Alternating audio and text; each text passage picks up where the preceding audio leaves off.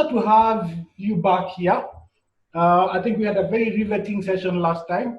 We were told we have to bring you back on another session. Faith, welcome very much. So we have an industrial psychologist and a counseling psychologist in the same room, yeah? Which I think for me is quite interesting. It's quite interesting. So Faith, maybe share, we learned what industrial psychologists do, but Memory will still share again with us. So in brief, what does a counseling psychologist do? All right, thank you, Martin. Good morning, everyone. So counseling psychologist, basically, I think the layman term that people use usually is a counselor. And it's part of what we do is part of what was in my profile. Basically, we help individuals be able to deal with their everyday challenges, and so that they can be able to reach their inner potential and live lives fully. And part of that will include their emotions, their thoughts, and their behavior. Those are the three things. Those are the three key things that we focus on. Okay, back to you, Martin. Yeah, Memory, you could refresh us. What does actually an industrial psychologist do? Okay, thank you very much. Remember, psychology is a broad area. We study human behavior, whether it's in individual or in groups. But if you look, the focus is mainly on individuals. So from an industrial psychology point of view, our work is really to get the best person for the job, which means entry into an organization. Then we also must put mechanisms in place to make sure that everyone is productive until they exit the organization. So it's a whole value chain that we deal with. Get the best person for the job, make them productive. When they exit, make sure that they exit humanely. Okay, great. So today's session is snakes in suits, when psychopaths come to the workplace. And I think has anybody read this book in the audience? If you've read the book, just kindly share yes. If not, you're yet to read it, type a no and then so that we know how it looks like. If you've read the book, Psychopaths at Work, let me just share the cover so that we're able to see.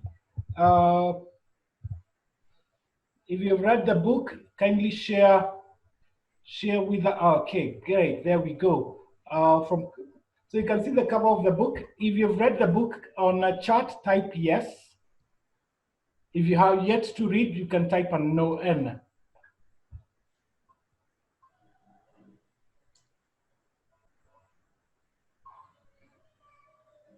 Okay, we're waiting to see on chat. Let's see how many people have read, have had a look at the book. Okay, great. So then we are starting from a good point. We all know what snakes are. So maybe, Memory, you could share with us, who are psychopaths? Okay, thank you very much. Definitely there are two. Let's look at it from two different angles. There is what is called the clinical psychopath, okay? Then there's the ordinary psychopath. So they should be different, but although they are related. A psychopath is basically someone with no conscience. They don't care whether they are suffering or not. Their focus is really on themselves, not anyone else. They're very cruel the way they deal with people. They are very mean in the way they deal with people. So the bottom line is that a psychopath has no conscience. So they don't feel any guilty. They have no empathy at all. So even if they make you feel very stressed, they won't worry about it. They actually celebrate as they're suffering. That's why they're very dangerous when it comes to the workplace. And if you look at statistics, you also notice that there are plenty of them in the workplace. And probably this session will help us identify how do you know that this person is likely to be a psychopath. Because they are not likely to be able to do that as a non-psychologist to be able to identify them 100%, because there would need to be some form of assessment that you can do. But what we need to look at is just general behavior that is exhibited by psychopaths. But if you look at research, there are more psychopaths in the workplace than in the general population. For example, if you look at the general population, you find that roughly about 1% in other countries are psychopaths. But as you move into the workplace, they range from 8 to 20%, and more predominantly at the CEO level. That's where you find the leadership level. So from the audience, do you know someone in the workplace or someone in another organization who fits the description Memory has just shared with us? If you know people like that, type a yes. Yeah. So Memory, what's the difference between a psychopath and a narcissist? Okay, if you have read, if you understand psychology, you understand there's something called the dark triad, okay? Where you've got a psychopath, these are personality traits, then you have narcissist, then you've got a Machiavellian or Machiavellianism. Those are the three, the dark triad. It's called the dark triad because these are personality traits that are not ideal. The consequences of people having those traits can be disastrous. And a combination of all the four is a disaster for any individual to have all the four traits. So it emanates from that. It's really the dark triad, the narcissist. If you look at a narcissist, for example, their preoccupation is self-preservation. They think about themselves. These are the same people, when you go into their offices, you find they display marriage certificates, their educational certificates, everything to do with them. Their pictures are in the office so that you can see who they are as an individual. Okay, so it's really about them, who am I, and self-preservation when you look at the narcissist. But one characteristic of both of them is that they're very ruthless if they find an opponent in the course of their work. If you cross their path, you are unlikely to survive, especially if they're in leadership role, in a leadership role, because they also wield power in the organization. So they are likely to really go after you for a very long time. Even if you try to stay for a very long time, they'll come after you. They'll find a way to get rid of you. So that's basically what you find in those three, the dark triad. But you may also be interested to note that if you look at research, yes, we say CEOs are some of the careers where you find psychopaths. Most executive roles, you also find it's also predominantly high among lawyers, among major personality, among salespeople. Those are the top career choices for those people. They tend to get attracted to those careers because those careers allow them to express themselves because they depend on expression. They need to express themselves and be in charge and take control. That's how they operate. Faith, Yes. how do you help someone like that? And just to say, I'm hearing from Memory's description, there are many of us. Yeah, how do you deal with such kinds of people? All right, thank you, Martin. I need to say, though, just to emphasize something Memory said, that even as we go through this session and we get to know characteristics, we are not yet equipped to go pointing out people and saying this is a psychopath and this is not. There needs to be an assessment. So yes, we can have some characteristics that may point to that. It's like when someone, we're talking about malaria, and someone has fever and they have joint aches. So we cannot say everyone who has fever and joint aches has malaria. It's until the test is done. So the same thing. So we hope that people will not go diagnosing themselves and others that they are this. They have psychopathic personality. All right. So how do you? So from a clinical perspective, how is treatment done? Now, unfortunately, it is one of the most difficult mental disorder to treat for various reasons. So one of the things that they struggle with is they lack the affect. They don't know that their emotional way of relating to people is broken down. Yeah, these are people who even, for example, if you know how if you show different kind of faces to people, if I was sitting here and I'm going through my computer and I see a scary face, there's a way I'm going to react. If I see a smiley face, I'm going to react. But for psychopath, they'll probably just look at all the faces the same way. So it is said that there's no really medication that can treat that can bring emotions to people who don't have emotions. However, some suggested treatment are, number one, counseling, psychotherapy. But that one, it's not to help them have those emotions, but for behavior modification. As Memory said, a lot of psychopaths do engage in antisocial behavior. So whether it's criminal activity or just at the workplace, probably bullying or all those kind of things. So the treatment is geared towards that behavior modification. How can they learn to behave in a more pro-social kind of way? Secondly, when it comes to medication, drugs, so there are no drugs that specifically treat psychopathy. Also, you will want to note that psychopathy has not been identified per se as a mental illness by itself.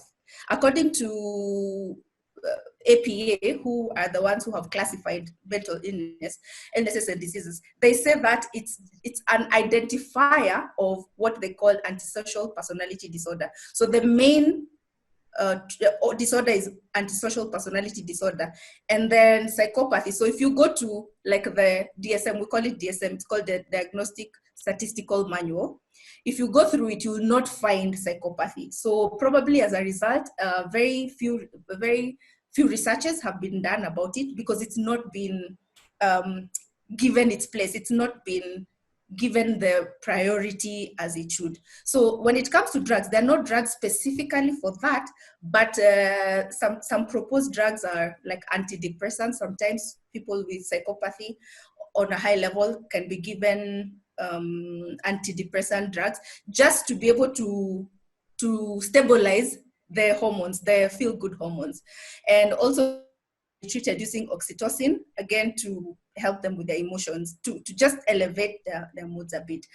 But it's, again, I need to repeat, it's termed as one of the most difficult conditions to treat. Back to you, Martin. Thanks. So, thank you, Faith. So, memory, interesting thing, I was reading on the book. We brought this upon ourselves, having psychopaths at the workplace, that actually after we moved from bureaucracy to the new way of doing work, the jobs that we have are very attractive to psychopaths and they perform very well, and HR often confuses the psychopathy with performance. How do we handle this? Thank you very much. I think let's start from, just want to comment on what Faith was saying, to add on to what she said in terms of how difficult it is to treat a psychopath. Remember, we talked about the dark triad. So it's not one aspect, it's many aspects that you look at. The reason why it's so difficult to treat a psychopath is that it's rooted in personality. And remember, personality is almost semi-permanent disposition. It rarely changes, and it's largely hereditary and largely early childhood experience. So once someone has got it, it's for life. That's the unfortunate part. What you can do is to raise self-awareness for the characteristics that they have, the bad characteristics, the good that they have. Like you said, Martin, your psychopaths are often mistaken as leaders because they're very charismatic, they're very assertive, they present themselves very well. Psychopaths rarely fail an interview, a job interview. They rarely fail a job interview because they present themselves very well. They're very assertive. They will go in there. They are exceptional communicators naturally, these psychopaths. So they go through the interview. But also remember, the interview in terms of its predictive validity, it's only 8%. So it's only predicts about 8% of the performance. It's a very unreliable way for selecting people. So if you're going to use the interview to select people, chances are there is a 92% error variance in it. So it's just like tossing a coin. So psychopaths will naturally go in. They're basically walking into your organizations every day because of the method that we are using to select people into organizations. So that's the way the challenge is. Okay. So, Memory, back to you, something else. We are on the dark side, and apparently the dark side is what gives results in the organization. And with everything, there is the good dark side and the bad dark side. Basically, they are good. Are there good psychopaths and bad psychopaths, or they're all the same? Yeah, I would not say they're good psychopaths. I think what is there is that because psychopaths, they present themselves as having leadership qualities, they get selected. They go and push people to perform. These are people who are really ruthless. If you don't perform, you're out. That's how they operate. So they're very ruthless. So people will be scared. So it's management by fear. So people will perform, But if you look at research, you will notice that most psychopaths don't last that long in an organization if there is really a good board, for example. Because they come in, because the first thing that they come and do when they join your organization is to cut costs. So the first thing is they will reduce the head count and cut costs and reduce. If you're having lunch, they will stop you having lunch, and all the other freebies, they will be taken away. So psychopaths naturally deliver performance, but it's all short term. Even if you look at research done by Harvard Business School, you'll notice that they don't last that long. The performance is for a short period of time. But with the drive now to humanize the workplace, these are not people that you'd want in the workplace. When you have a psychopath, the best way to deal with that will be to probably not have a psychopath as a CEO or one of those influential positions like your chief finance officer or your human resources director. Those are really key positions that you would not want a psychopath in those roles. So I remember I was reading something a few months ago when I think in the British, I think when they were attacked some years back in the 19th, they wanted actually to hire psychopaths because they get things done. But the good thing about psychopaths is they get things done. If you hire a psychopath, you are guaranteed things will get done. But the methods of getting things done are the ones that then create stress, destroy the team. They can go get someone into depression. They create a lot of stressful environment in the workplace. That's the challenge. So I would not say there is a good psychopath. The psychopaths need to be managed and avoid having psychopaths in very influential position. Once they get hold of power, it's very difficult for them to let go. Faith, from what memory is describing and discussing, this seems to be the startup arena sounds to be like the perfect play zone for a psychopath. No per se maybe strong board. They have their way, and the business of business is business, which is getting things done. So I think we are a little bit conflicted here, because if you want something done and done perfectly, then a psychopath seems to be the person, the go-to person. However, the damage they leave is at high cost. You could share your thoughts around that. All right, Martin, you seem to be having a very soft spot for psychopaths. Anyway, so it is not the fact that they are psychopaths that they are able to perform well and do these things well. Now, remember what Memory said, it's a personality disorder. So it's a personality, but now some of these characteristics and traits have gone to become too much and on the negative. So we can have people with those personality, but then they don't have the disorder, in that it has not gotten to that place where it's detrimental. So we're not saying that only psychopaths have these strengths. We have people with the same kind of personality trait, but they have been harnessed well, they have been managed, and so they are more useful than for a psychopath who will go hacking everyone along the way to have your business in order, or for your business to succeed. So what we are saying is there are people who are well mentally adjusted and can be able to give you the same results, are able to go for the goals that we want as a company, as a business, without having the burden that a psychopath brings in. Okay. So Esther, Faith, sorry, what's your experience with psychopaths at the workplace? Okay, so what Memory is saying is true.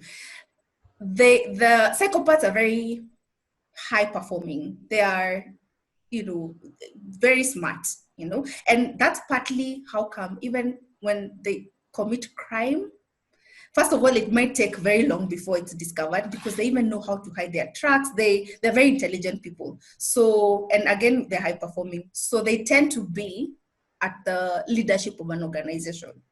So unfortunately, some usually would look at, oh, that's just him being a leader, or that's just, but we fail to see that beyond the leadership, there's that. There are those qualities that are detrimental to the organization.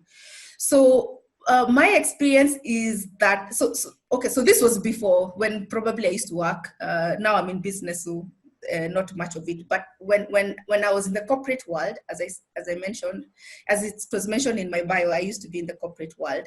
I think back then I didn't have the eyes to see it as that this is a psychopath, or even that this person is not mentally okay. Yeah. So I do know of people who injured me and probably other workers by bullying, as Memory is saying. They are high achievers, so they set standards that are almost impossible. And this is by the way for them to look good. Even as they're doing this, it's not so much as for the company to be profitable or whatever. It's just the grandiosity. And then they look down on people. And then these are people who you're either a pawn, PAWN, or someone, so that they will use you, they manipulate you if they can see a weakness, or if they perceive that you have some strength that they need, then they use you for that advantage. Then, so these are the same people who will use other people in authority to protect them. They hide behind the power of other people. So those are some of the things that I observed while I was in the corporate world. Okay, Memory, interesting question here we have from Wanjera. The conversation seems to focus more on individuals in management or leadership roles. What if the person portraying psychopathic behavior is a junior staff? How do you deal with such a person, especially if the behavior is directed to their manager? Okay, thank you very much for that question from Wanjira. I think at the beginning I did indicate that psychopaths are found across all levels in the organization, even in your family. They are there at home as we speak now. There are plenty of psychopaths in your own homes. But the damage is more if they're in a leadership role where they control resources, they lead people, they allocate resources. So the damage is more. But I do take a note of the question. When you've got a psychopathic subordinate or a junior employee, they lie to you, they manipulate you, they tell you lies, they don't come to work on time, they'll give you stories. These are the people that are there. So at a lower level, it's much easier. I'm sure there are regulations, rules that you can apply. But imagine if the person is a CEO who will discipline them. And more importantly, the damage is actually even worse if the person is a chairman of the board of your organization. Or imagine if your board has got 8 people and 4 of them are psychopaths. You're going to be on a roller coaster, basically. That's how it looks. Very damaging.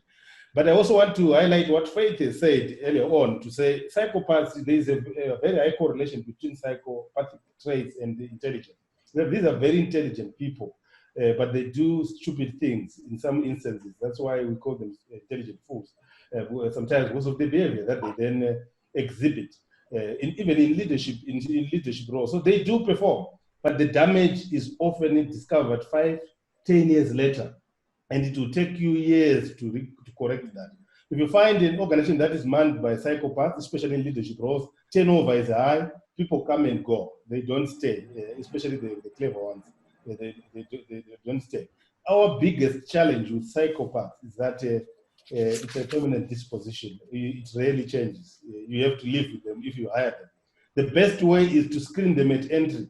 Don't let them into your organization. Screen them at entry through using psychometric tests, because you can. Because if you're looking at psychometric tests, these psychopaths, normally they're poorly adjusted people.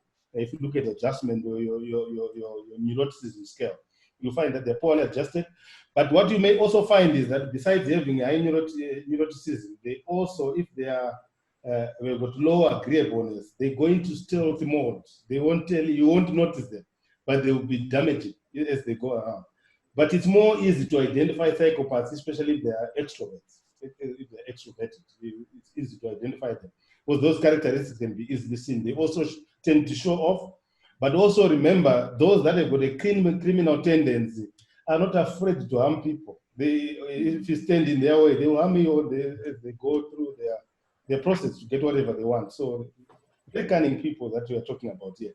So it's a big, if you look at America, for example, psychopath, if someone is got psychopathic, narcissistic, and Machiavellian tendencies, that is what we call in industrial psychology derailment, which means the person has been derailed. They've got the potential, but they can't fulfill that potential because they've been derailed. If you look at statistics for 2017, it is estimated that America lost about 38 billion due to leadership derailment alone. And that is not a small amount. We don't know the figures in Africa, we don't know the figures in other continents, but it could be huge. So it's not a small issue. This is the core of how organizations are run. Don't get psychopaths into your organization. But it's very difficult to then be 100% sure that there is no psychopath in your organization. It's not possible. But if you can minimize it, as you go up, you be thorough as you're selecting the people, because you can easily identify them through your personality assessments. Memory, something interesting you've just shared. And just before I ask the question, I hope those people with the questions around how we can spot psychopaths at the recruitment level, I think Memory has alluded to that. Interesting something you discussed, Memory. Psychopaths, introversion, and extroversion. Now, we've seen introverts also getting into leadership. Now, which one is worse? An extroverted psychopath or an introverted psychopath?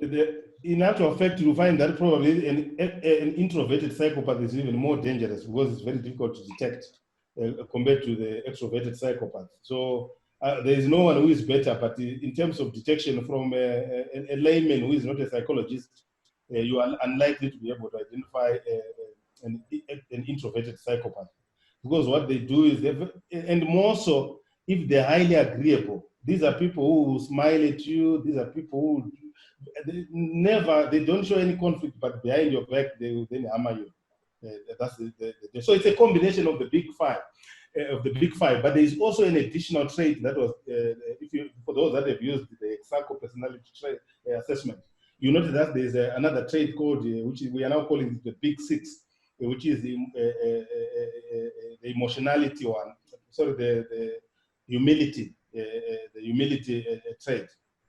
So those people who are actually low on humility, they actually tend to be more cunning psychopaths. And if you look like what Faith indicated earlier on, they're also more inclined to commit crimes, frauds, and all the other corporate crimes that you can think of. And if they're introverted, they're likely to hide that for years. You only discover that when they're gone sometimes. When you discover that the company is actually technically insolvent. It's been milked all these years by someone in leadership. So, yeah, I wouldn't say an extrovert is a better psychopath. An introvert is a better psychopath. So. Okay. Faith, so can we say, are there specific careers that are enticing? We've looked at roles and it seems psychopaths fit well into leadership positions where they have authority. But what about careers? Say people, sales, because I know salespeople will trump on you to get a deal. They don't care whether you are happy or not, but they clinched the deal. And what matters is the result, not how it was achieved. Are there careers that are more attractive to psychopaths? Thank you, Martin, for that question. It may seem so, and Memory alluded to some of those when he said, so first of all, they say CEO, I guess across the board, it doesn't matter in what industry. We also have salespeople, you're right, Martin, salespeople feature there. We have lawyers. We all know how lawyers believe in themselves. So maybe even just having psychopathy personality leads them to that. We have surgeons. We don't know why. Probably that's what draws them to the knives and everything. That's also a career that they tend to to like. Interestingly, chefs as well. So I don't know if it's to do with the fire or the knives.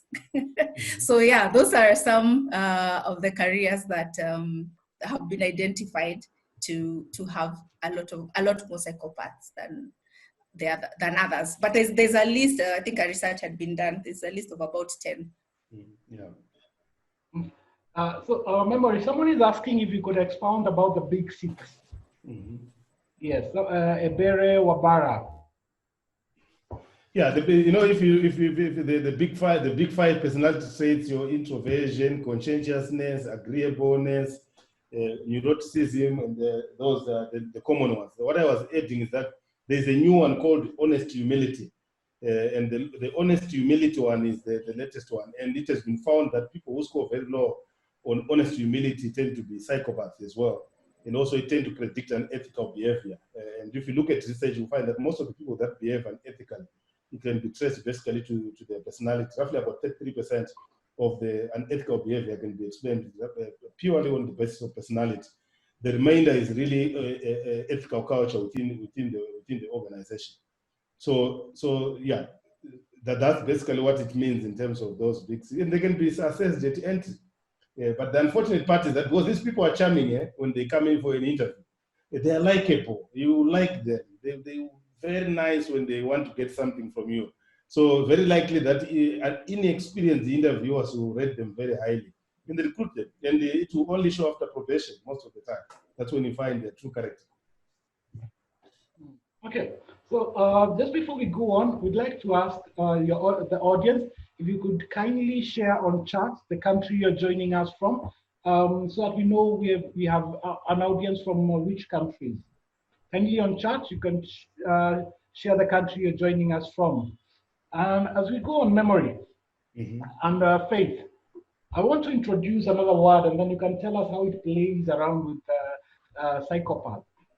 Sadist. Can we have a sadist psychopath or tendencies? Because we are not one, we are a combination of a number of things. So how do these play out with the other known mental or personality disorders? Okay, maybe I can go first and then memory can respond. Okay, so in psychology, we have, as I said, I alluded, there's a manual that is the encyclopedia of mental illnesses.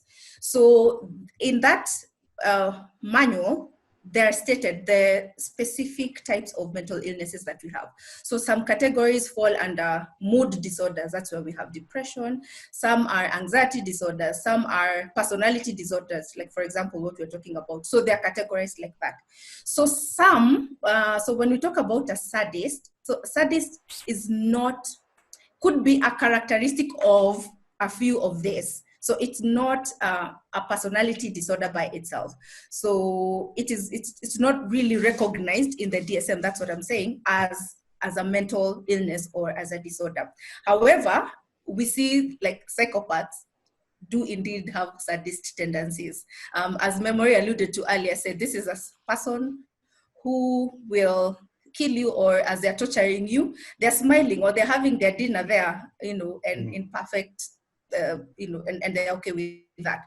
So sadist is a characteristic of some of this personality type. And so it will be, for example, like psychopath or its twin sister, sociopath. Those two tend to have sadist tendencies.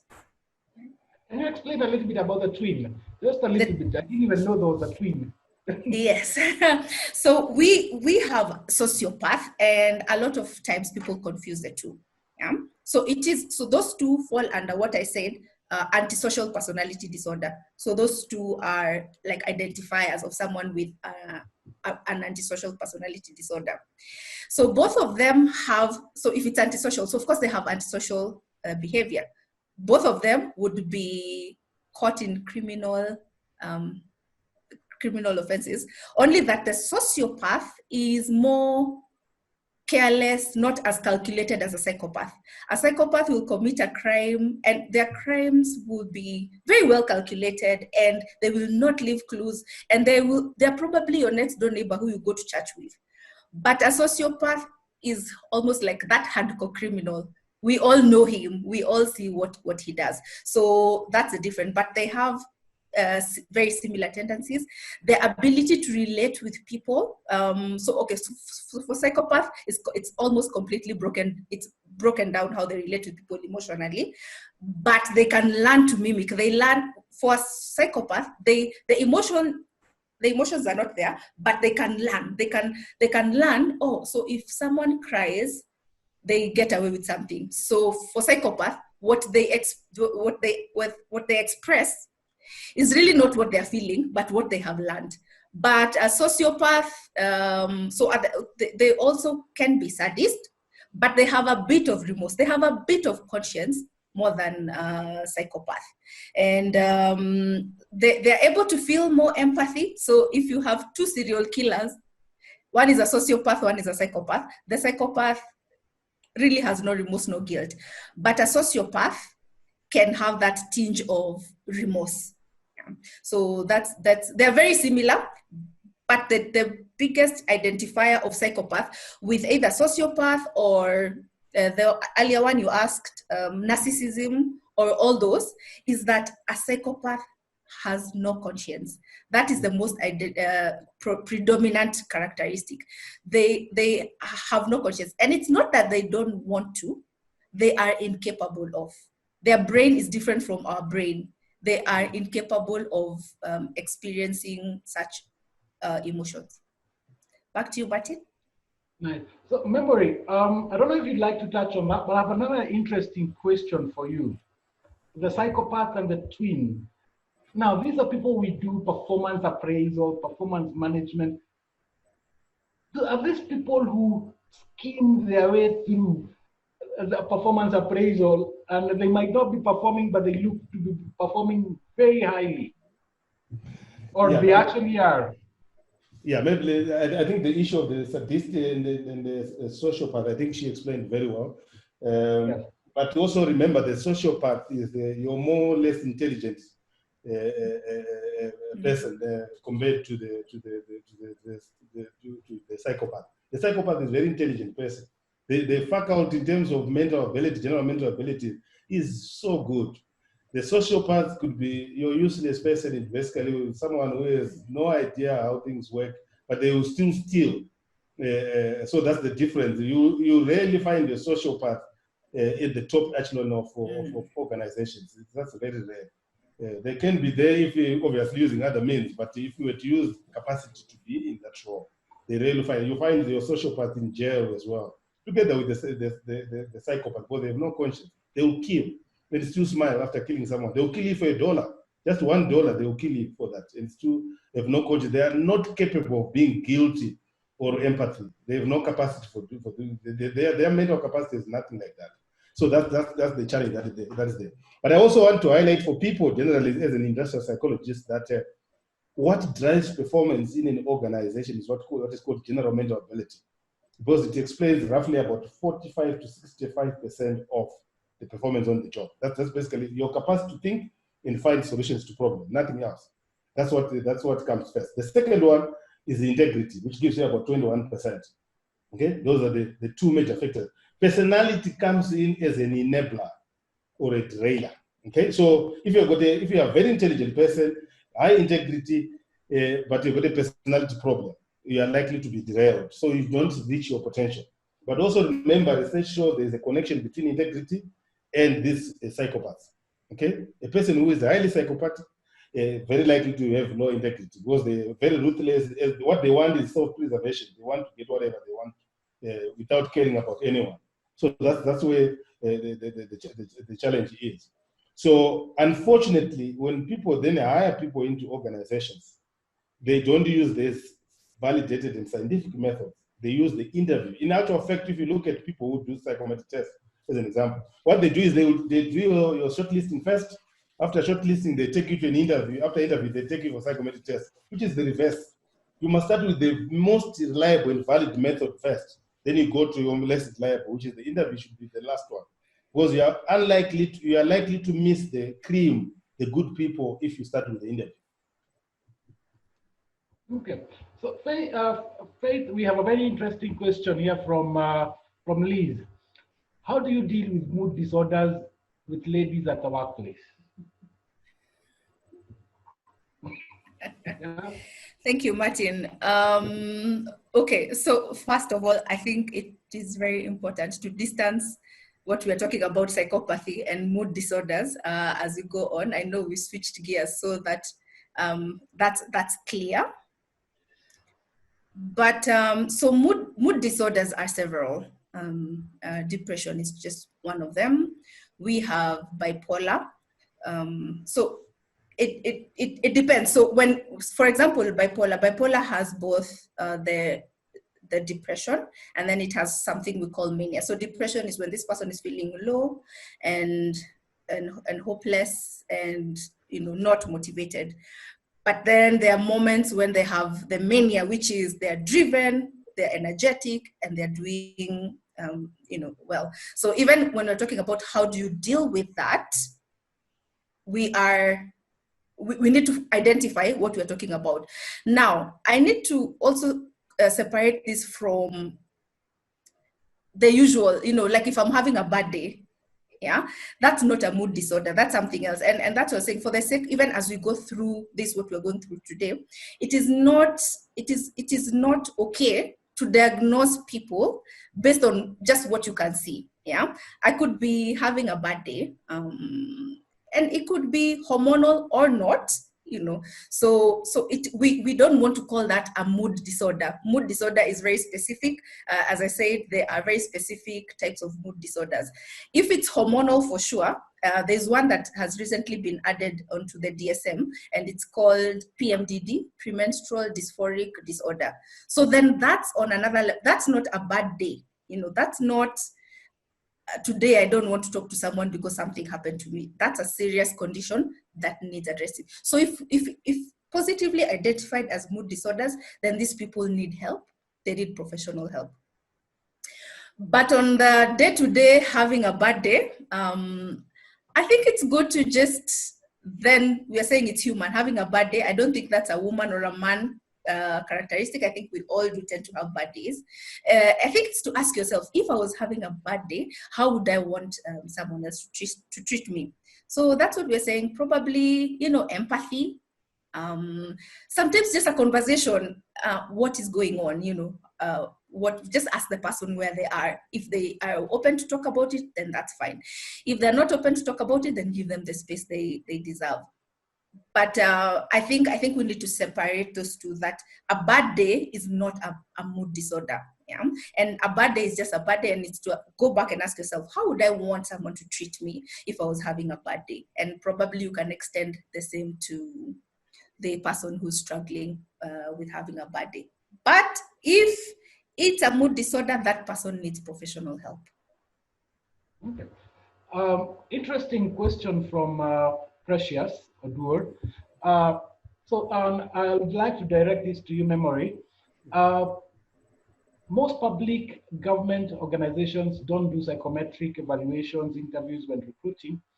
How can we encourage psychometric tests that are important in recruiting for best fit? And I think let's look at it from the psychopath perspective. We have psychopaths in government. And then the second perspective is we are male and female at the workplace. Is it akin to one of the two? We have more male psychopaths at the workplace, more female psychopaths at the workplace, because we are getting to an area where we are finding even more women are taking on leadership positions. So what's your thinking or thought about that, Memory? Thank you. I think in terms of psychometric testing in government-related organizations, you must understand why it's not happening. The reason why it's not happening is because if you go psychometric test, it's very difficult to bring your relatives in. It's very difficult to bring your colleagues in. So that's why that doesn't happen. So there's so much almost violent opposition to bring psychometric testing into most government organizations, and except in developed countries, it's very prevalent. In most developed countries, you don't even go into government without going through psychometric tests. So that's the major reason. Corruption, where corruption is, you would not find psychometric tests because they will stop your relatives from coming in because they may not have the capacity to do the job. In organizations where there is no meritocracy, psychometric tests are not wanted at all because they want to bring in their colleagues and relatives. But also remember, if you look at research, politicians are likely to have more psychopaths there because there is more free expression of psychopathic tendencies in the political arena than in the corporate world. So you find more psychopaths also in the political field. Even in high places, there are psychopaths there.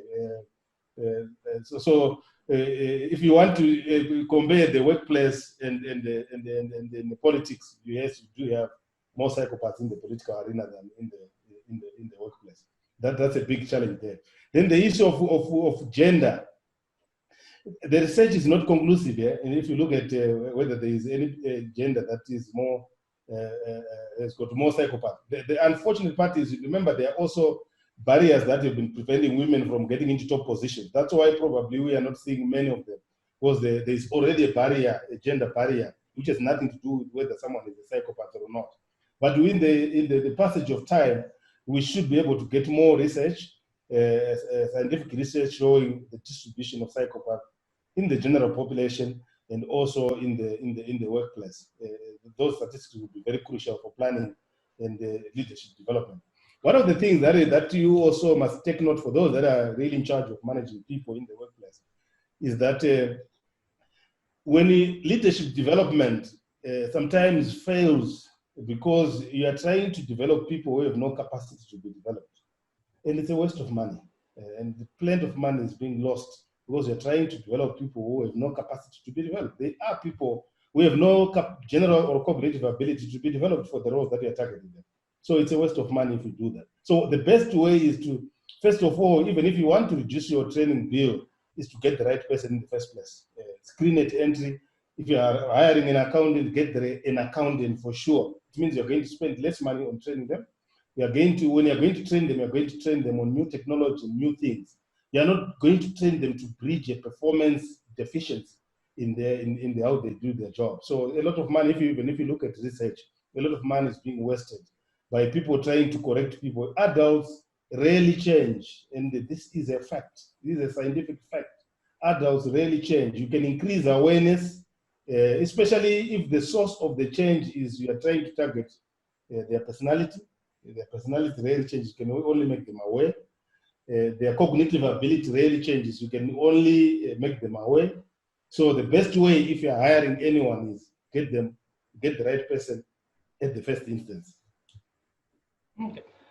Thank you, Memory. So, Faith, question from Catherine Wekesa. We have people who are bipolar and synchro. Yes, that difficult psychological word. At the same time, and they are high performers at the workplace. How do you manage them when at times they go off, and because it is a medical condition, you cannot tell everyone about them being bipolar, and that their bipolar side rub wrong way. Okay. All right. Thank you, Martin, for this session. And I feel like we probably need another one just to address a lot of those mental disorders at the workplace. So it is true that we have this the same way we have all this, like the psychopaths at the workplace and they're performing well. We do have people with mood disorders. We have people with depression, with bipolar, with schizophrenia, and they're at the workplace. So what we are saying is that, first of all, they do deserve to be there. They do, if they're there by merit and if they're performing, then they do deserve to be there. Secondly, is to understand that if, for example, when they have a flare up or a relapse, and if it's a schizophrenic person is being probably aggressive, it's not that they're behaving badly. It's that's a symptom of the condition they have. So, for example, the same way, again, I go back to malaria, the same way someone has fever when they have malaria, that's the symptom. And so we don't say that's a bad thing, it's just a symptom of the disease. So it's also to understand that when it comes to mental illnesses, that the behavioral, the way people behave are the symptoms of what they're going through. So it's very different from someone just acting out and someone really, that's what they're going through. That's what their mind at that time, their emotions and their cognition, their thoughts is directing them to do. So what can we do about it? Number one, again, I say, if someone has these psychological illnesses or disorders, they need professional help. That is the biggest thing. So if, and for some of these illnesses like schizophrenia and bipolar, they do need medication. I know that's another thing. A lot of people are very against drugs when it comes to mental health. But I say it's the same way. If you're going to be diagnosed with, if it's cancer or something else, and you're given drugs, you take, it's the same way, even with mental health. Sometimes the brain is not okay. You're not okay and you need to take drugs. So one of the things is for them to be encouraged to take their medication. A lot of people, when they're very faithful with their treatment, they can go for a very long time without experiencing relapses. So that's a fundamental. Number two is, and this is one of the things that I'm very passionate about lately, is can organizations have mental health policies? Yeah, a lot of times maybe people have a medical cover, but it does not cover. Becomes even a challenge for people, and it's not cheap. You know, if this person has to have therapy every week, it can be very expensive in their pocket. So they'd rather go on without that. And again, as we say, it's with mental illnesses, it's not pain. So if they're not feeling pain, it's not as uncomfortable as physical. So I'd like to urge organizations have workplace mental health policies. That way, we even have a budget for it, because then if you don't have a policy in place, then you become reactive when issues are coming up. So that's another thing that organizations can do, implement mental health policies. That way, so resources are put in place, whether it's money or even the proper capacity. Who can this person go to? Yeah, whether it's inside at the workplace, probably is HR equipped to handle with basic counseling skills, or is there an in-house counselor? So those are some of the things that the people can do, workplaces can do and put in place to be able to support people with mental health illnesses, because we don't want to sideline them. We don't want to not give them jobs. We don't want to stigmatize them. And yet they have capacity they can lend. As the person, I think she's called Kate, Wekesa, she said, these people are performing. So then they shouldn't be not given an opportunity because of an illness that they are suffering from. Okay. Memory, as we're about 2 more minutes before we end up this session. So to the audience, if you have any burning question, kindly share it on chat. I think we've tried to address as many questions that were coming up. So memory, I remember these are the guys, very common in the workplace, maniacs, right? Maybe you could share, because I think that is a very common word at the workplace, maniacs, and on the roads. And I think they also at the workplace, and we could have psychopathic maniacs. Yeah, I think it goes back to what I said earlier on in terms of what is the source personality of the problem. The source personality is the dark triad, which is your psychopath, narcissistic personality, Machiavellian personality. Those are the drivers. Then characteristics that you then see are emanating from either any one of those three, especially in the workplace. But again, like Faith said, is you are not, if you are not a psychologist, don't go and diagnose someone, say you are a psychopath, you are a maniac, and things like that. I would not encourage that, because it's stigmatization as well, and it's very dangerous in the field of mental health to be able to stigmatize someone. Get professional help. There are people who are skilled and trained to be able to diagnose whether someone has got a personality disorder or not. In the workplace, we say in occupational or industrial psychology, because I'm an occupational psychologist, we do assess that, but where we find that the issue is more clinical, we do refer to clinical psychologists, especially in our case here, because we do have those fields where we have different categories of psychology. Whilst we are talking about these issues, it's for you to understand that we've got this big problem in the organization. Once you have got some kind of symptoms that you suspect someone may be a psychopath, may be highly narcissistic or Machiavellian, and it's impacting, because the question should be, is it affecting their performance on the job? If there's no impact on their performance, if there's no impact on other individuals that they're working on, it's not a problem, okay? And also remember, these same people that are coming to work, their fathers, uncles, and mothers coming from home. So all these things are emanating also from home. Like Faith said, most of the mental health problems that we find in the workplace, they also come from home, because we carry them. Mental issues, most of them emanate from the home environment. But imagine if you are stressed, you are depressed, you come into a home environment, you are being managed by a psychopath, it's going to make the situation even worse. I know people who have developed hypertension simply because of how they're managed. I know people have developed many mental problems because of how they are managed by these managers.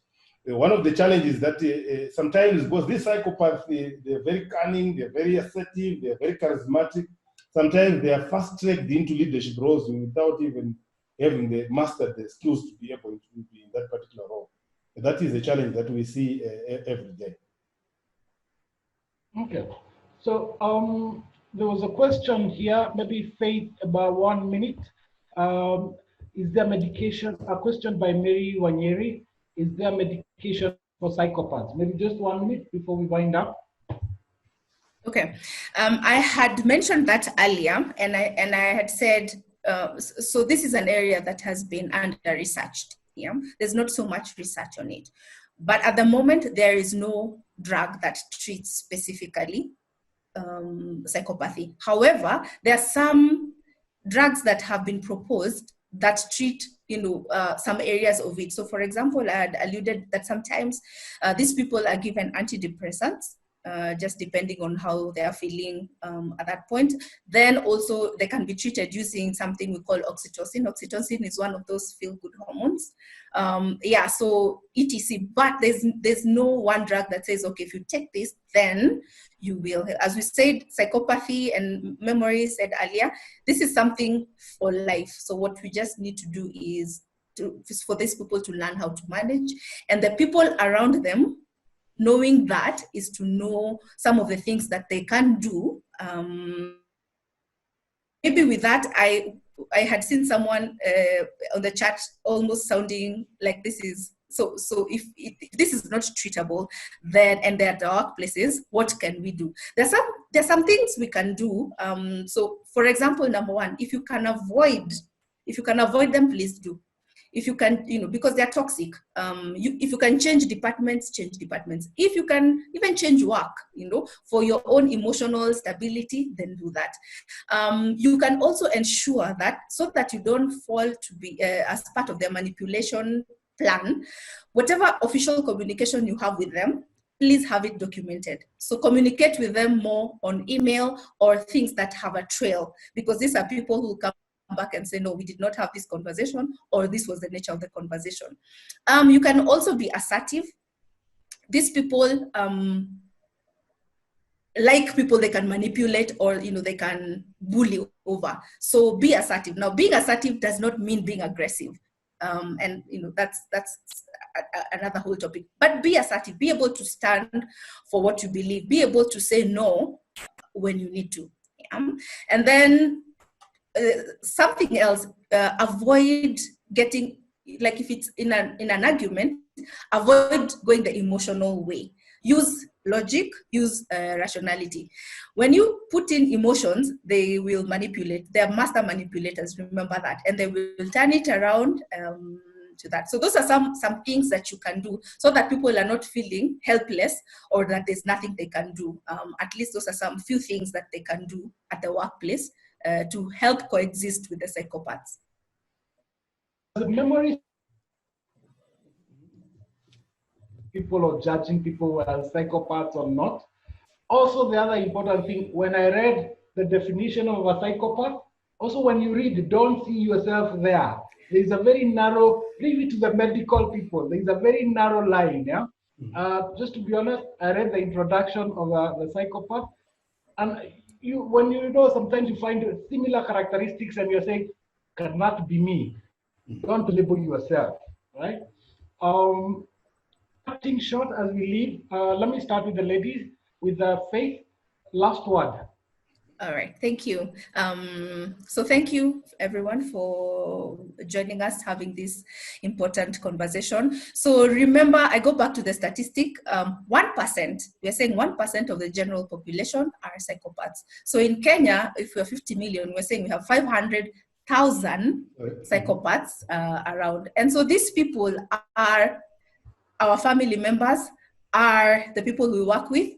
God forbid, they might be us, So it's a reality. It's a reality, and so it's important to be able to identify some of these characters. And if these people need help, then let them have help. but also for yourself to protect yourself from these people. Again, some of the things that we've talked about, see how you can protect yourself. And thirdly, please let's not go diagnosing ourselves or other people. Let's leave that to the professionals. Thank you, Martin. Memory? Thank you very much, Martin, for this discussion. Just to say that, like Faith said, in the general population, are looking at about 1%. But if you go into the workplace, the stats do change. There is a range of as little as 6% to as high as 20%. But latest research seems to show that it's around 18-20%.